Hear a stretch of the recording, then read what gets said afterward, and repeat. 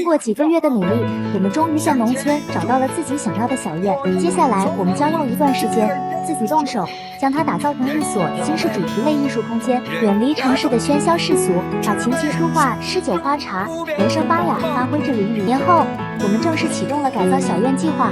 我们先将家里所有的暖气包和铁管全部拆除，通过大家的推荐购买了博士牌角磨机，质量没的问题。依次拆除了茶室、大厅、卧室等地方。前期我们没有人字梯，采用凳子落凳子方式，将高处铁管拆除。主要是我们的家里层高4米，有点小高，角磨机的使用我们是越来越娴熟。我们需要拆除家里搭建的隔扇，其实就是隔断的意思。我们当地老家称呼为隔扇。老房子已经接近30年了，当时的隔断木结构完好无损，老房子的木结构都采用榫卯工艺，质量非常结实，所以我们只能破坏性拆除。这间将来还是要保留厨房的功能性，30年的老火灶台，下期就要说拜拜了。今天主要拆除土建工程，上期提到的土灶，这次将它爆拆。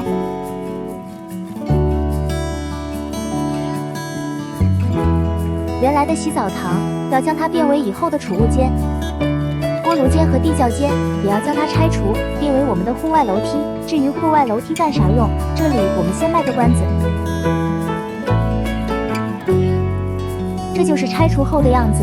明天我接上一期，今天我们开始第一次清理垃圾，将院子里面和家里目前没用的东西全部清理完毕。我们的小交通3轮车就要登场了。这是我们目前清理完毕的样子，墙上悬挂着上个年代的老钟表，是用钥匙上进的，你们见过吗？下一期我们就要开始水电改造了，敬请期待。乡村小院一般没有下水管道，今天我们将开始水电改造第一步，预埋下水管道，为我们以后下水排放方便。首先需要挖30到60渐变深坑，为以后排水流畅。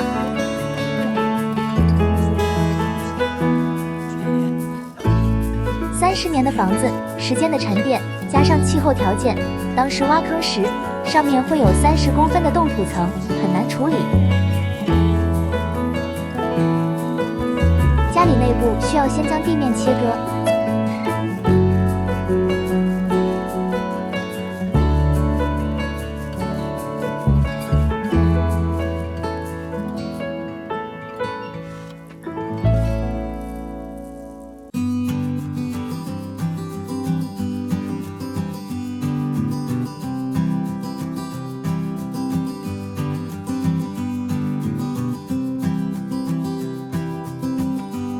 原本老房子的线路老化，又是小平房的铝线等问题，我们全部重新规划，安装大平方国标铜线。整个改电工程花费了3天时间，工程量也不小，同样需要打线、切割、排槽等。改造中问题给大家分享一下，最后展示部分水电改造效果。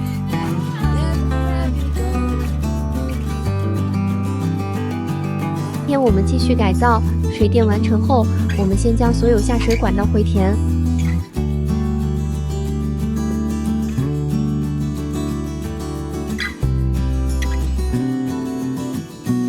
回填结束之后，我们开始了第2次清理垃圾，先将拆除下来的墙体垃圾清除。我们也第一次使用上了农用设备，因为农机3轮借的别人的，车子也过大，无法进来院子，我们只能使用小古董。简单箩筐了。我们的小交通由于使用不当，导致主梁断裂，经过简单维修，我们继续使用，毕竟还得用我们的小交通。农机3轮只是临时借用人家一次，用多了还是要收费的。下期我们开始土建工程。我们先去村上石粉厂拉了2车土石粉，我们雇佣人家的农机3轮，土石粉没多少钱，运费着实有点小高，1车运费等于2车土石粉的价格，所以我们拉了2车后，果断放弃了。准备材料好以后，我们开始把拆墙的旧砖重新垒住了不需要的旧门洞。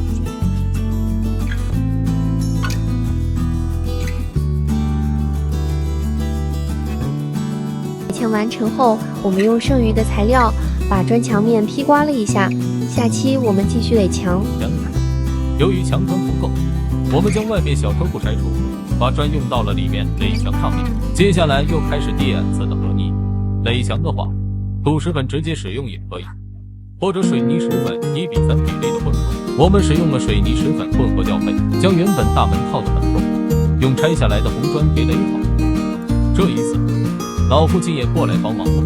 有小伙伴提醒我们进口干木浆。说实话，我们自己改造过程中根本没法。今天我们开始房顶改造工程，原本保留灰瓦房顶，但是出于安全考虑，最后决定将房顶全部拆除更换。这个工程我们请了工人师傅拆除房顶，首先需要将房顶灰瓦全部清除，三角顶分前后坡。考虑到是我们的场地，需要把瓦片倒成前缘，所以我们先拆除后铺房顶。房顶村里很多人建议我们新式艺术类主题空间，就想让人们看一些老物件，所以我们坚持了自己的观念，留存房顶的船木结构。这就是我们全部拆除后的样子。拆除后，我们原本想全上钢化玻璃，这样就能实现真正的新空顶。咨询以后，考虑漏雨、安全问题，其实还是一生资金问题。我们就是新一轮的清理垃圾，我们需要将房顶拆除下来的垃圾统一清理到前院。工人开来了小型农机3轮，解决了我们清理垃圾的大麻烦。工人的开车技术是杠杠的，小3轮刚刚好能进来我们院子。车子进来大门后，一边只留有5公分。因为前面距离有限，所以在场的所有人都佩服司机师傅，不愧是老牛啊！院子里的垃圾堆成了小山丘，小3轮来来回回跑了有30-40车，2楼的垃圾也到了5车。这是我们清理后的样子。清理垃圾时，不慎发生一个小意外；搬东西时，不慎将手指撕裂。今天我们采购了原材料，准确为房顶铺设做准备。房顶我们保留了船木基地，所以需要铺设传统韦伯和中国。原本是要铺竹胶板，考虑到会生虫腐烂，工人师傅建议我们使用传统材料。后来我们选用了传统材料，这道工艺我们使用了烟熏手法，把竹箔进行一下处理，也是为了防止以后竹子生虫。首先需要把材料全部吊到房顶，使用铁钉将材料固定到船木上面，防止材料下滑。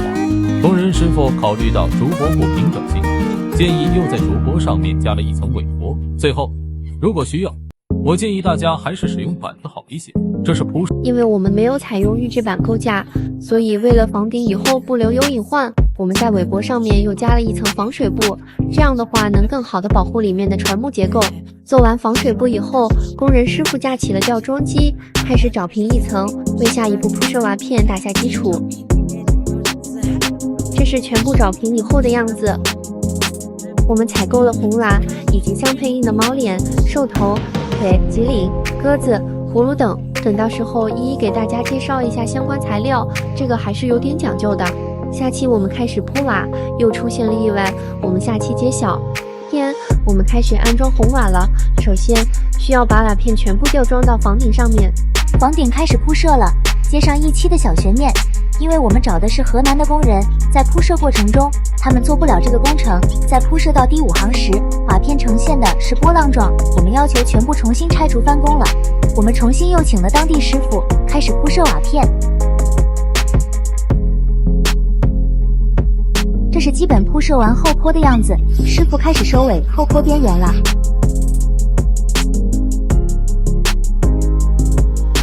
后坡全部铺设完毕，明天我们开始安装房顶最重要的脊领、猫脸等物件，详细再给大家讲解一下相关物件说法。我们已经将房顶正脊安装完成，正脊两头各有一个兽，我们当地叫兽头，它有龙、凤等物件，正中安装有，马上就要合口了。这就是房顶最后铺设好的样子，这就是房顶相关物件及房顶样式的讲解。后面原本的样子，在铺设房顶过程中，我们自己把后面整理了一下，将后面加盖的小车库给拆除，为将来停车留出了空间。房子拆除完以后，后面杂乱无章，叫来了自家亲戚。首先把后面一些无关紧要的全部锯倒，在老父亲的帮助下，我们又请来了大型设备，装载车师傅。为了把空间留大一些，把一些废土往里面处理了一下。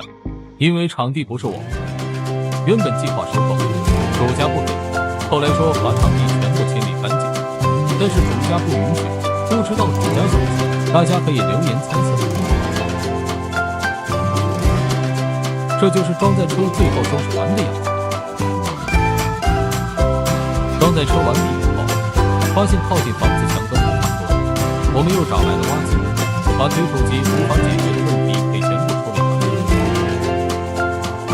因为我们没有高梯子，所以就这挖机的大力气，我们上去把门口2棵合桃树的枝干全部抽下，防止把房檐掀不。我们把约有30多年的老瓷砖全部处理掉，结果工人师傅说，空鼓脱落地方全部处理一下，没有空鼓地方可以保留。处理完毕以后，我们开始在墙面挂网，挂网的同时用抗裂砂浆找平，为我们下一步做好基础。抗裂砂浆这个材料，我个人感觉还是挺好用的。从字面意思理解，首先材料可以防止开裂，其次材料速干，再次可以直接在抗裂砂浆的情况下直接劈刮腻子。这就是抗裂砂浆全部劈刮完毕以后的样子。大门口我们也进行了处理。我们要换窗户，这是原来窗户的样子。由于窗户保温性不好，我们全部拆除原有木质窗户，但留下了木窗的窗扇，供我们后期改造使用。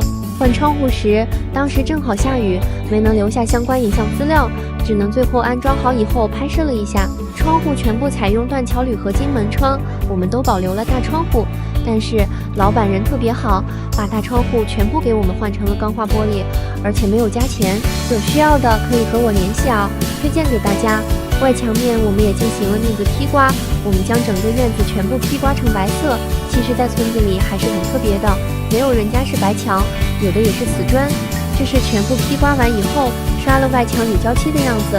门口的照壁我们会手绘一幅，大家可以提点建议啊。场能力，把原来堆放杂乱的场地全部重新做了规划。我们自己也学会了农用三轮车，之后也成了我们的主要交通工具。我们还保留了这次老父亲又来帮助了我们，一起和我们把小围墙帮助了我们。专业的肯定是不一样，特别是对下面的场地，人家用大平直给我们全部加固，防止坍塌，剩下的部分我们自己收了尾。最后平整了以后，我们也种上了新城市。时间已经过去2个月左右了，我们在做完室外工程以后，转入室内工程。首先，我们把前面以前的仿瓷涂料全部给刷水铲除，我们也叫来了我们的小伙伴一起开工。我们也买来了墙布，把整家全部刷了一遍墙布，来防止墙面空鼓开裂。我们开始了第1遍腻子，整家我们选用了防水腻子。其实很少整家使用防水腻子，第1遍我们后刮了1遍，是为了后面打磨做基础，但是不能太厚，太厚的话容易开裂。我们的腻子坯刮了2遍，没有全屋挂网，只是在水电开槽处等重点部进行了挂网。第1遍腻子刮完干了以后，我们开始了打磨。打磨我们全部使用了手工打磨，我们使用的240目砂纸打磨，320目打磨的话会更精致一点，但是会比较费劲一点，180目的话会比较糙一点，看大家的选择喽。手工打磨的话会细腻一点，机器的话不是很好控制力度，但是机器确实是快很多。如果打磨是阴天的话，房间光线暗一点，效果会更好点，很容易看清是否平整。这是我们打磨完以后第2遍整家劈刮腻子，和小伙伴们一起3管齐下同时开工，速度会更快，大大节约了时间。大家选腻子时一定选用环保认证的名牌，绝不能使用3无产品的腻子。好的环保腻子粉只需要加清水即可搅拌。家亲戚在砖窑上班，所以我们挑选了一些红色的好砖，砖厂没人装车，一般都是自己装车，于是我们也开始了自己搬砖，真正成了搬砖人。买回来红砖以后，卫生间我们想做了半开放式，所以只垒了矮墙。床我们做了榻榻米，但是为了节省成本，我们用了气砖方法，结实度肯定没有问题。有想节省成本的可以咨询我们啊。邻居家有3只大鹅，小伙伴一心就想吃个铁锅炖大鹅，后来我们就在院子里垒了一个柴火灶。为了美观，我们里面都用了以前留下的耐火砖，外围加了一圈新买的红砖。垒好以后，我们用红土又把火内全部均匀的涂抹了一遍。后来觉得挺好玩的，我们又在柴火灶旁边垒了一个多功能灶台，具体做什么还没想好，大家可以提个建议啊。垒好以后担心烟道有问题，我们试了一下火，完全没有问题，柴火灶大功告成。我们首先做了上平台的户外楼梯，这次最主要的任务是把院子收拾平整，为撒草籽做准备。我们首先找了1车土，土倒是没有破费，但是运费可花了大洋。为了撒草籽，我们找了很多种土。院子剩余的土平整以后，我们把新拉的土全部平铺一层，铺土着实有点累啊，需要装车、卸土、平整、翻土、楼土等工序。铺土全部以后，我们把院子找了水平，开始和小伙伴安装踏步板。踏步板我们做了一个圆弧形造型，材料选用了花岗岩石材，石材价格其实合理，没有特别贵。大家有需要的可以和我联系啊，我给大家介绍一下，他们家老板是学生的家长。踏步铺设完毕以后，我们又一次的平整土地，这一次是最仔细的一次，需要把土地了的各种石块、土块全部清理完毕。这次平整以后，我们就要开始撒草籽、浇水等步骤。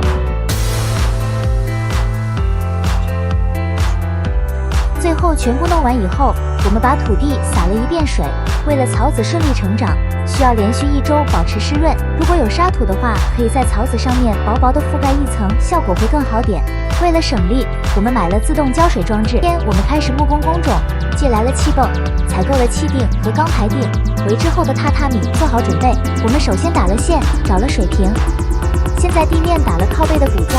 骨架我们选用木龙骨，木龙骨有几种规格，我们选用了中等价位的。木龙骨的价位主要取决于木头的选材，一般有椴木、松木、杉木等木材。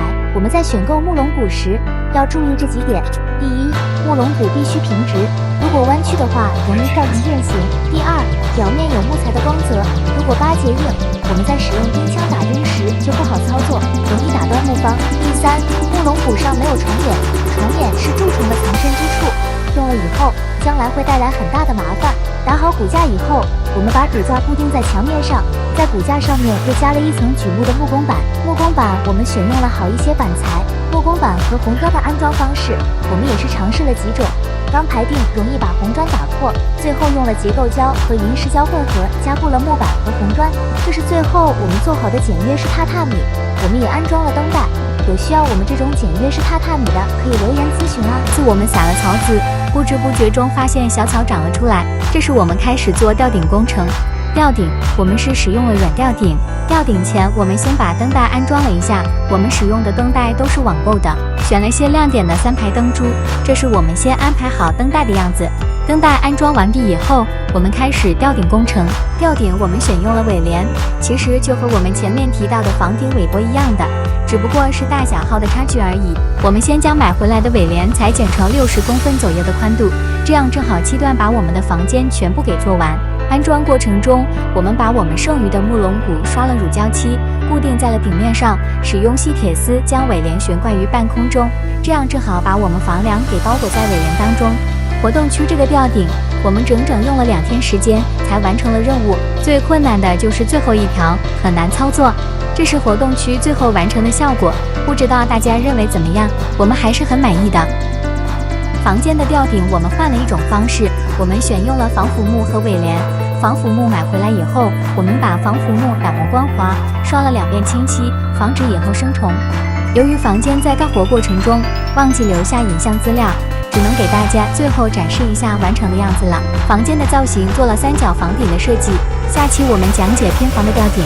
我们主要针对偏房做一下吊顶，一个是我们的厨房，墙面我们全部上了护墙板，里面使用了铝扣板吊顶。我们又了解了市场，采购了相关吊顶材料。这次主要是青钢龙骨吊顶，这个是我们以后的会客区。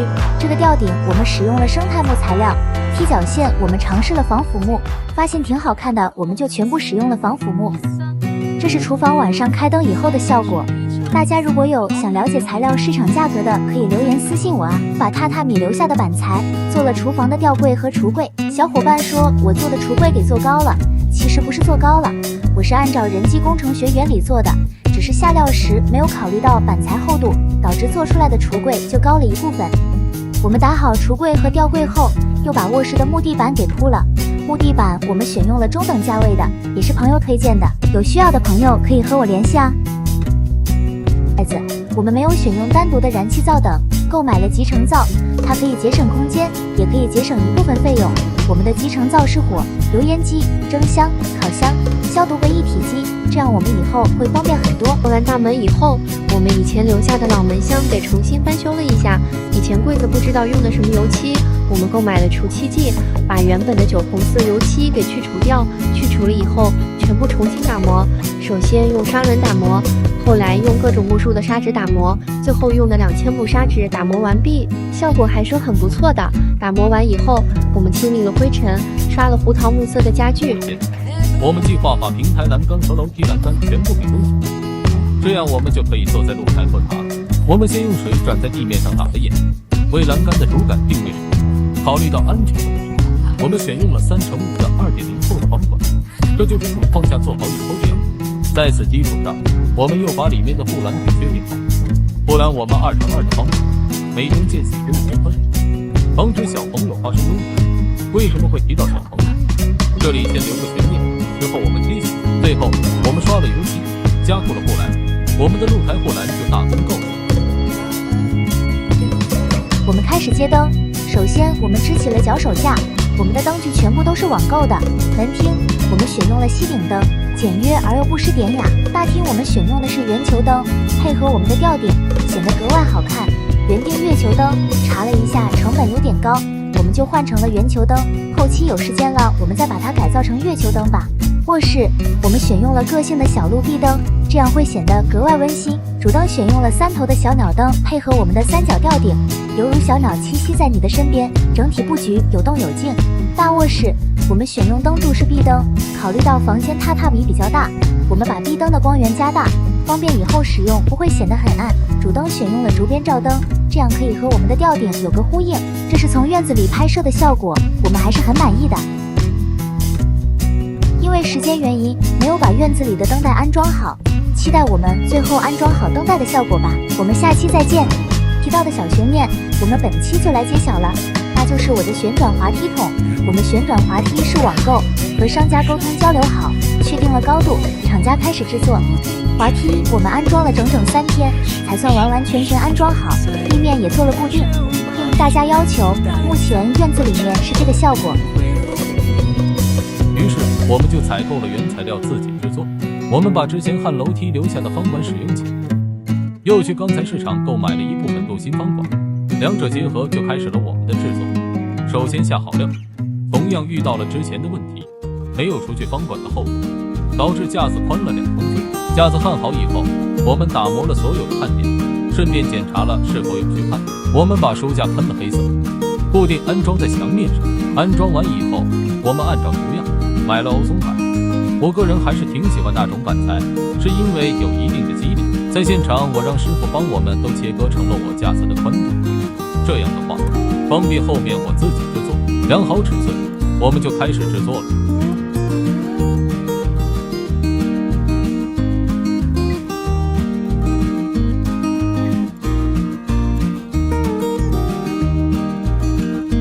经过1天的努力，终于我们把书柜完成了，和图片差不了多少，满意就。工程到了收尾阶段，前面约了几个朋友，测试了一下灯光等效果，还是很不错的。接下来我们就是废物利用的过程。这期我们将改造一张桌子，桌面利用老门扇，桌腿我们把剩下的废暖气管进行了重新切割和焊接。这样的话，我们就把桌子的架子给焊接好了。其实后来我才发现，电焊确实是个好玩的东西，有的时候没事也想干2下，就是单纯的喜欢。